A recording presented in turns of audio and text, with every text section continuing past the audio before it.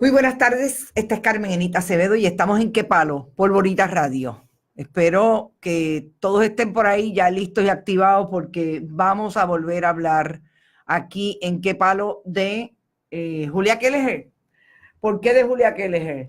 Bueno, porque nosotros dijimos ayer que ella reapareció en una conferencia en Washington y en efecto, no solamente reapareció y fue a una conferencia de una organización que trabaja asuntos sobre la tecnología y la educación con diferentes proyectos públicos y privados en Estados Unidos, sino que también salió hoy en una columna, ayer, perdón, del 20 de mayo, en una columna, en una publicación que se conoce como 74 millones y se refiere a los 74 millones de estudiantes que alega esta organización que están bajo los 18 años y necesitan educación en Estados Unidos.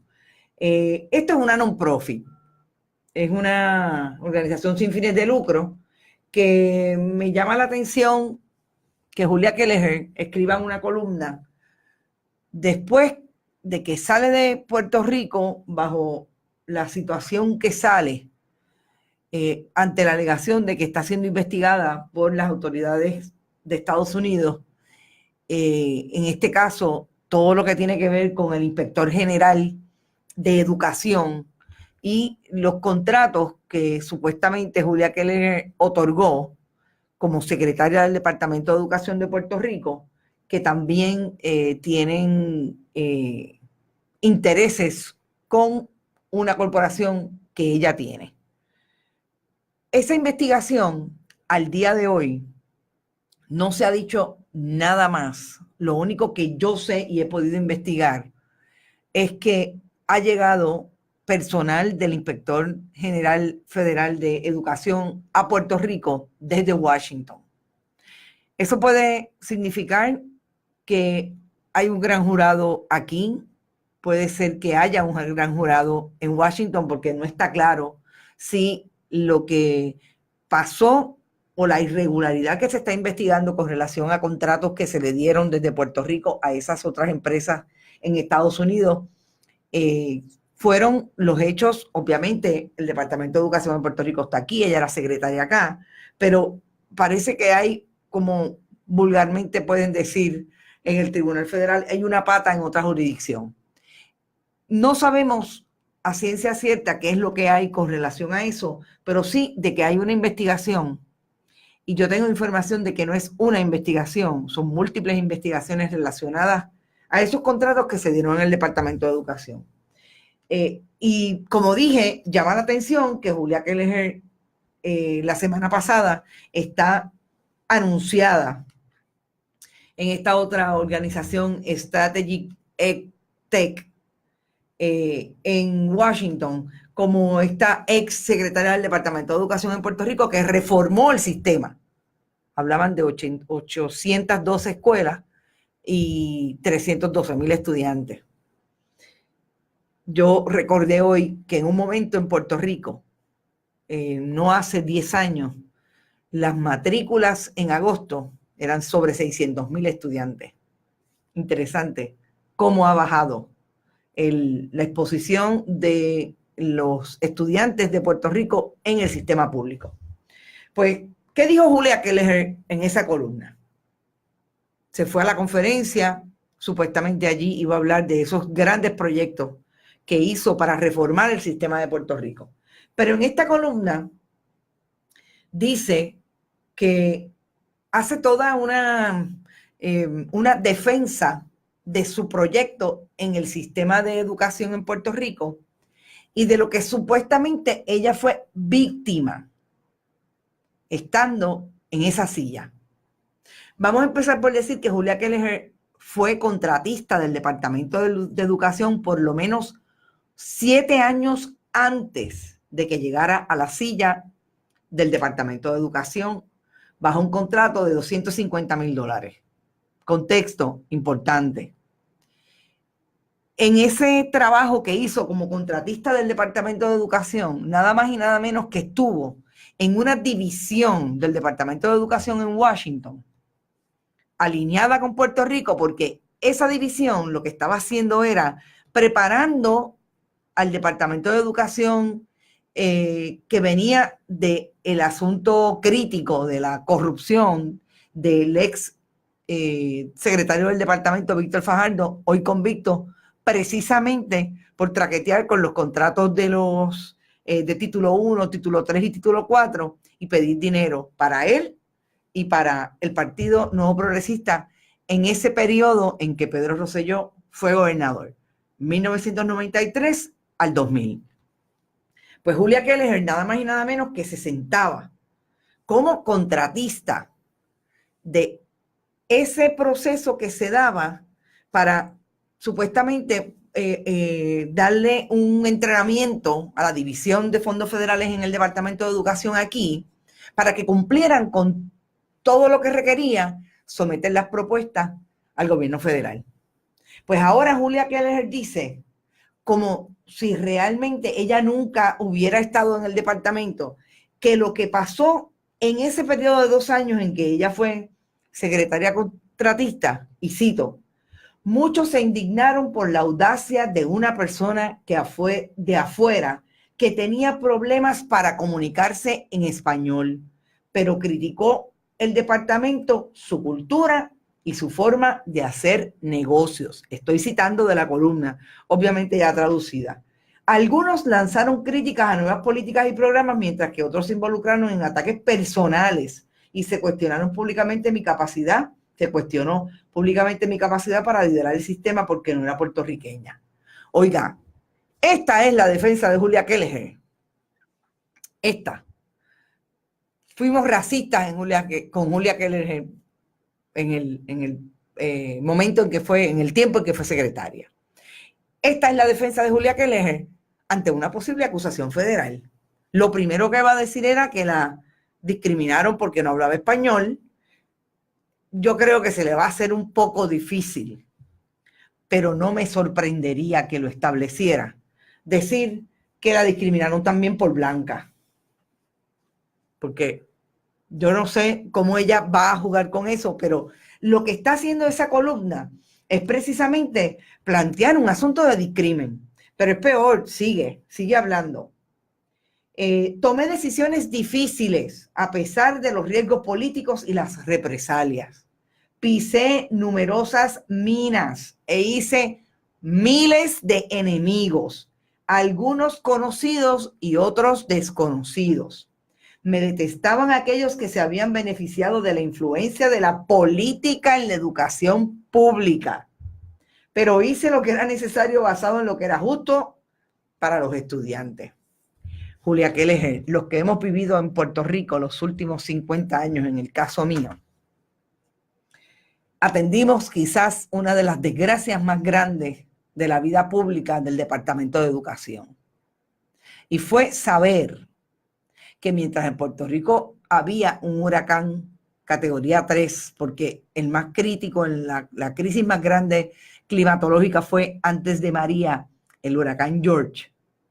Había un secretario del Departamento de Educación que, gracias a que se había robado dinero de esos contratos de título 1, 2, 3 y 4, tenía aire acondicionado mientras el país tenía serios problemas con el sistema eléctrico. Nos va a decir a nosotros ahora Julia Keller que ella es la víctima más grande de la política partidista. ¿De qué política partidista está hablando Julia Keller? De los mismos miembros del Partido Nuevo Progresista que eran de otro bando en el Departamento de Educación. Porque, oiga, la información que yo tengo es que allí, si quedan 5 populares, es mucho. Porque obviamente aquí ha habido todo un proceso e independentista, todo un proceso de limpiar la plantilla del sistema público precisamente bajo una ley 7, que lo que hizo fue buscar a aquellas personas que fueron nombrados por las administraciones anteriores del Partido Popular para sacarlas de las agencias. Y eso no me lo invento yo, eso está ahí y la ley 7 establecía exactamente que esos que estaban siendo nombrados y los que fueron nombrados 13 años antes, justo los años aquellos del Departamento de Educación bajo administración del Partido Popular, eran los despedidos. Entonces ahora nos dice que es la influencia de la política partidista en la educación pública. Yo no niego que la ha habido siempre, no lo niego, no lo dudo porque lo hemos vivido a través de los años, pero que ella fue víctima de eso. ¿Quién la discriminó por ser, por no hablar español y por ser de otro partido político? O sea, Julia Keller no colegía con las posiciones del partido de gobierno de Ricardo Rosselló. No creo. No creo que hayan nombrado una persona que no estuviera consona con los asuntos que el gobierno traía para el Departamento de Educación. Dice que Keller además le sorprendió la falta de acceso o el limitado acceso a materiales curriculares, alineados y recursos de planificación. Es bastante técnica con relación a algunos asuntos que narra. Eliminamos las políticas públicas obsoletas y redactamos otras nuevas que reflejaban las mejores prácticas actuales. Reorganizamos la oficina central para asegurarnos de que la responsabilidad de cada objetivo estuviera claramente asignado. La secretaria de Educación, la ex secretaria de Educación, Julia Keller, lo menos que hizo en el departamento fue traer por lo menos 8 personas a salarios de sobre $100,000 para dirigir la estructura de mediana supervisión en el Departamento de Educación.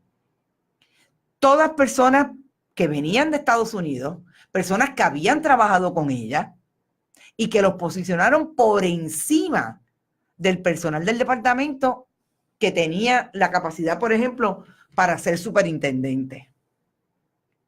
¿Quién fue la que discriminó? ¿Por qué? Porque no hablaba español y porque era blanca. Yo realmente me sorprende muchísimo. Si hay, obviamente aquí hay una estrategia detrás. Aquí hay alguien que le dijo a Julia Keller que había que empezar a mover la opinión pública, sobre todo en el mundo que ella domina, que es en el mundo de esos servicios de educación. Fíjense que esto es una organización sin fines de lucro que atiende o tiene como misión, según su página, y les dije que se llamaba T74, 74millions.org, que atiende las necesidades supuestamente de ese estudiantado en Estados Unidos que es susceptible de no tener buenos servicios de educación. Y ellos alegan que por lo menos hay 74 millones de jóvenes menos de 18 años en Estados Unidos que son los que hoy necesitan educación.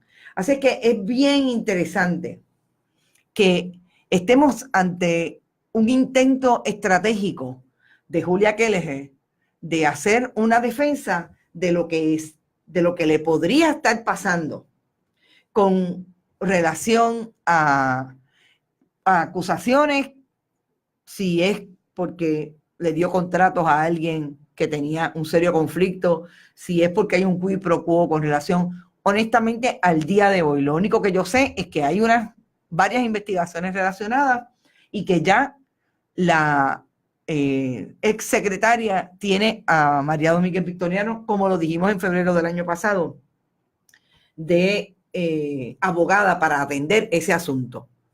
Nunca olviden que el asunto de Julia Keller viene desde aquella investigación que al día de hoy no ha culminado en el Tribunal Federal con relación a unas contrataciones que se hicieron en diferentes, bueno, realmente a nivel isla, de la corporación Rocket Learning.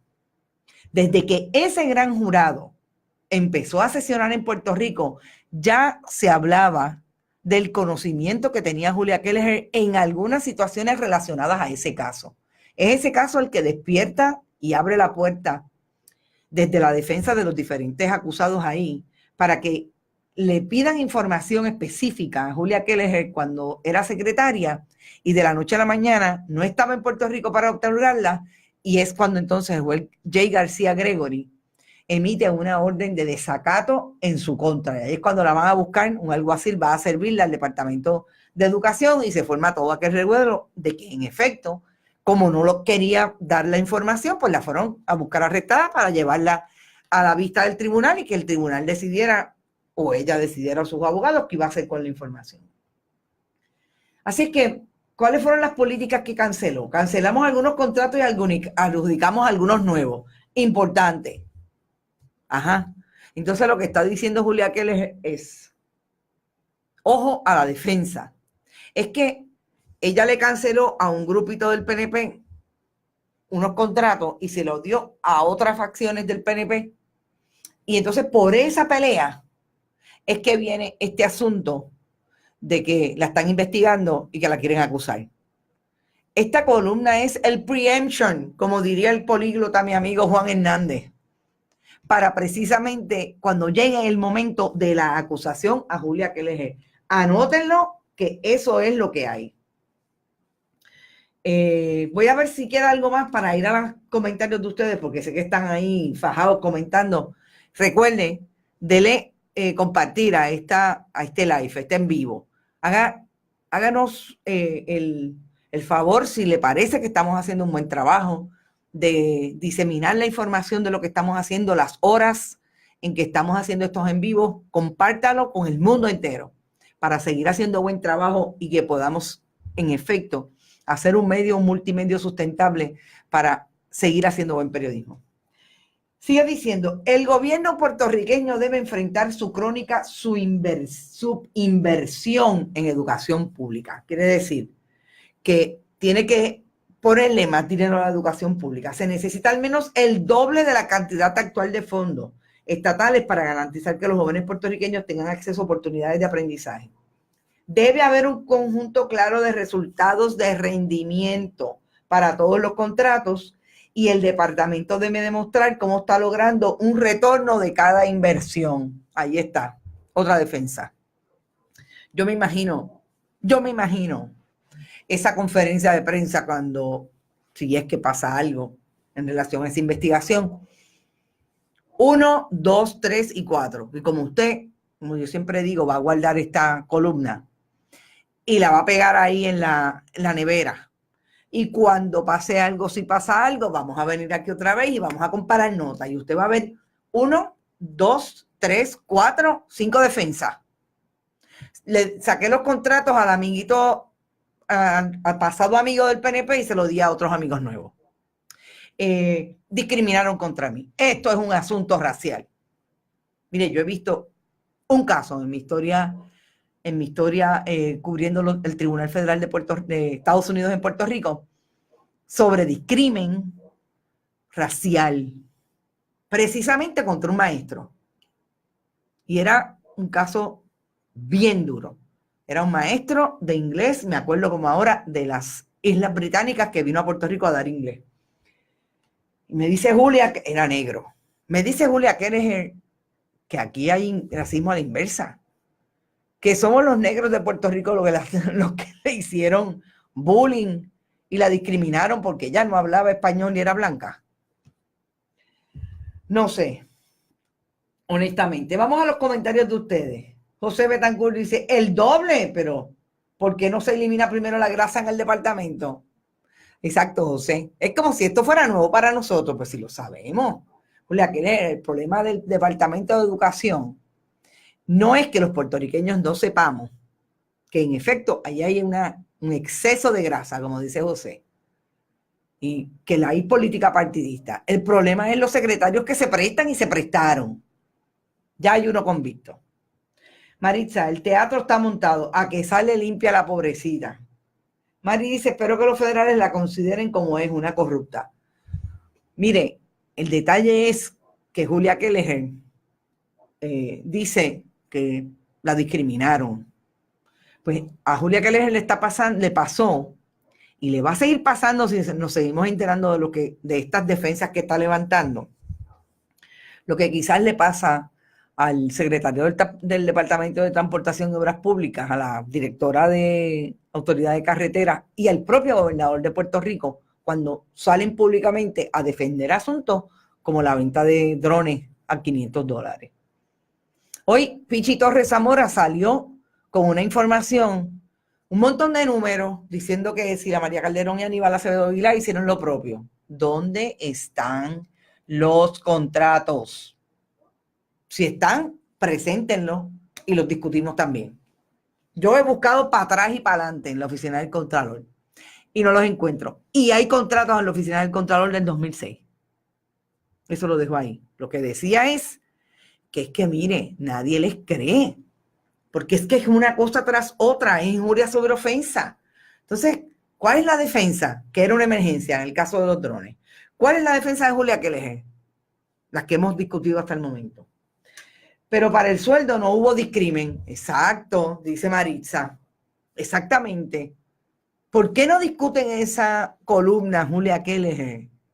¿Cuál va a ser la defensa de Julia Keller cuando alguien le cuestione? Oiga, ¿cuánto usted se ganaba en el Departamento de Educación? Usted sabe que esa plaza pagaba, perdón, eso es el nombramiento del gobernador que pasa por el Consejo y consentimiento del Senado y es una posición constitucional, de gabinete constitucional. Esa plaza pagaba $110,000 gracias a Pedro Rosselló y que quería traer gente buena al departamento y a las agencias. Y ella se ganaba 2 veces y media eso. Realmente yo me tomó por sorpresa, pero ya sabemos que Julia Keller tiene una estrategia muy bien montada. La semana pasada insistió en salir dentro de ese mundo de las organizaciones privadas que le dan servicio al sistema público, incluido en el área de educación, como ex secretaria del departamento y todo lo bueno que ha hecho. Defensa número 1. Y hoy nos sorprenden con esta publicación que salió ayer diciendo que fue discriminada, etcétera, etcétera. O sea, hay por lo menos 5 defensas. ¿Qué va a pasar al día de hoy? No lo sabemos. Pero yo creo que ese era el comentario más importante que tenía para ustedes hoy, el análisis.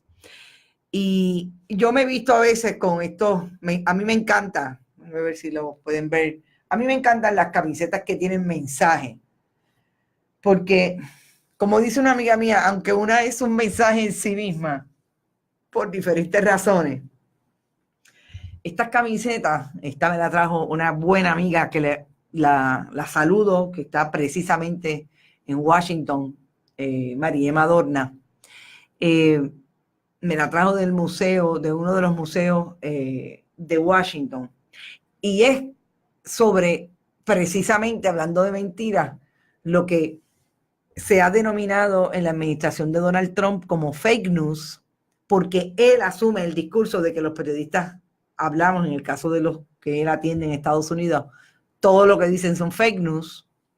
Y el concepto del alternative fact.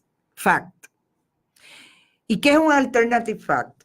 Es precisamente una declaración dicha con la intención de engañar o para engañar. Esto, deceive or mislead. Esto es lo que dice esta camiseta.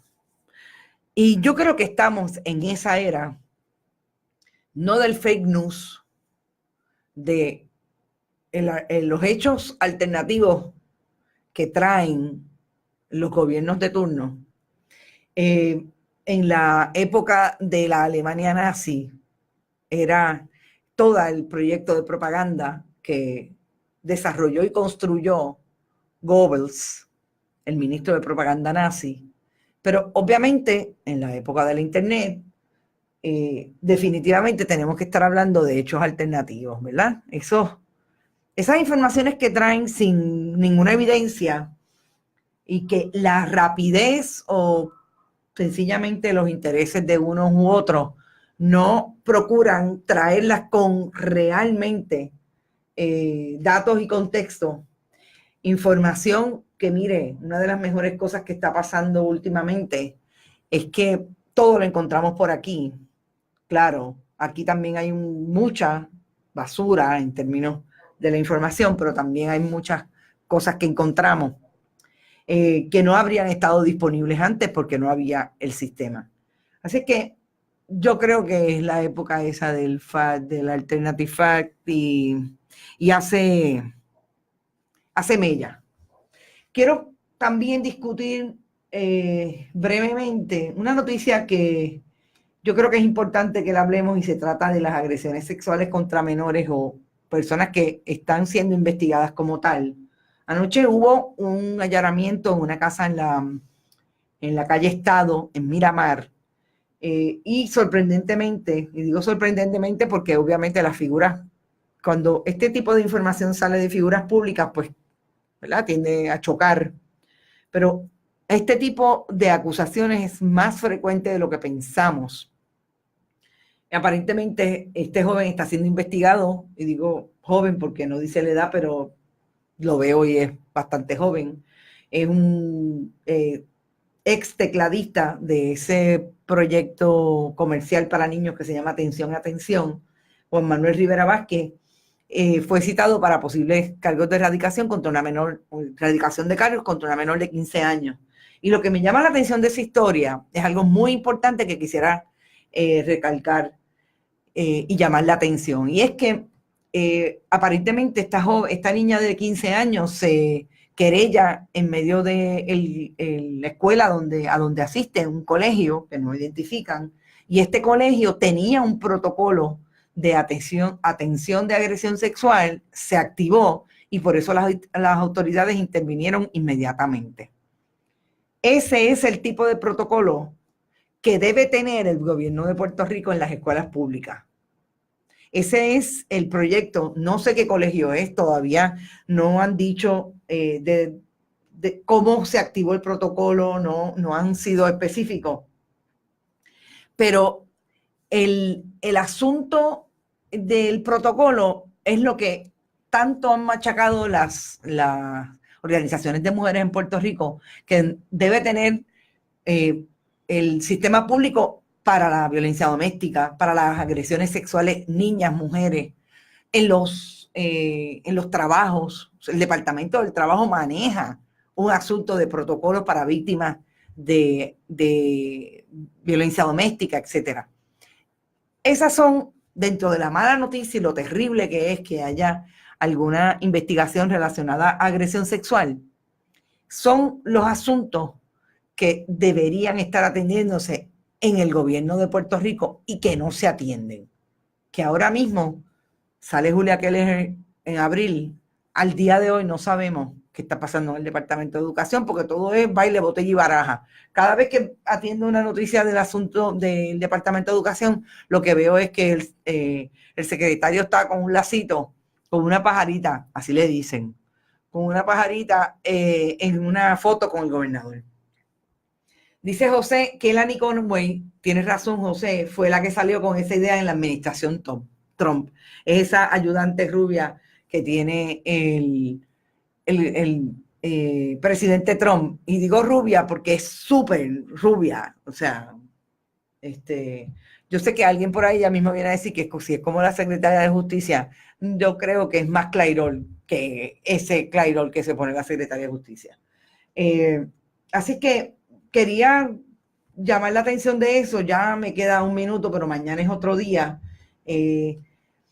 Por ahí hay como unos ruidos con relación a las investigaciones. Vamos a ver dónde está esta columna en el momento en que salga algo público, si es que sale algo público con relación a lo que pasó en el Departamento de Educación y que se supone que involucra a la secretaria. Pero no me voy a ir sin decir, a la ex secretaria, no me voy a ir sin decir esto porque es una nota para mí importante, y es que el New York Times le dedicó unos párrafos bien prominentes a el proyecto que se está dando en la Bienal de Whitney, del Museo Whitney en Nueva York, al trabajo que presentó allí Daniel Lynn Ramos. Daniel es un artista puertorriqueño espectacular, de los mejores artistas de esa cepa. Daniel debe tener quizás 5 años mayor que yo. De Loíza, un talento brutal, estudió en Francia, ha hecho innumerables aportaciones al arte puertorriqueño y tiene una pieza que si no la han visto vayan a verla, en ese artículo del New York Times sale completa, que se llama María María, y obviamente es una creación con madera, diferentes beats o los beats, ya mismo me sale, coco y un toldo de FEMA, ¿ok? Para desarrollar la imagen de la Virgen María, una personificación definitivamente que emana de ese escenario, de ese imaginario del huracán María que devastó a Puerto Rico en el 2017. Véanla, estas son las buenas informaciones de todo eso que está haciendo el escenario cultural, los protagonistas del escenario cultural puertorriqueño en cualquier parte del mundo y que a mí por lo menos me dan mucho orgullo. Quería traerlo y quería mandarle el súper abrazo al amigo Daniel Lin. Es importante que hablemos también de eso que está haciendo mucha gente porque los asuntos de Puerto Rico se vean en Estados Unidos y en el mundo, porque finalmente, como hablaba hoy con un colega periodista, el asunto de Puerto Rico es bien atendido por la diáspora nuestra, que obviamente es mucho más grande en Estados Unidos. Nos vemos mañana. Mañana es otro día. Recuerde que mañana es miércoles y estamos a las 5 de la tarde. ¿En qué palo? Vayan a bonitasradio.net, vean lo que hacemos allí. Si pueden, hagan una donación. Este proyecto tiene como lema: el periodismo te pertenece. Haz lo posible. Éxito. Mañana nos vemos a las 5.